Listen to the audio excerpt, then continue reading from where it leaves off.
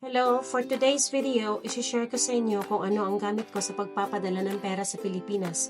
Marami na rin ang gumagamit nito at para sa hindi pa nakakaalam, panoorin nito. So, yun na nga, nandito tayo ngayon sa Yucho Gikko or Japan Bank.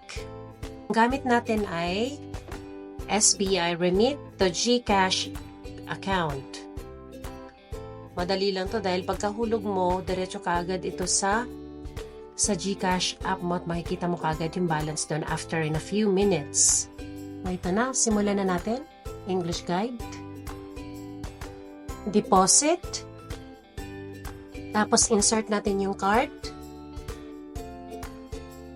Card in Japan.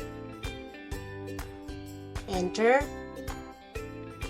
Tapos ilagay natin yung pera na ipapadala natin sa Pilipinas. At huwag niyong kakalimutan guys yung resibo kasi just in case na magkaroon ng problema sa system sa Pilipinas, meron kang ipapakita na resibo sa customer support na tatawagan mo. At yan, pagkatapos merong darating sa inyo na SMS from SBI, notification na pumasok na yung pera sa GCash account niyo sa Pilipinas. At ito yung screenshot na transaction ko. Sana nagustuhan ninyo ito. Thank you!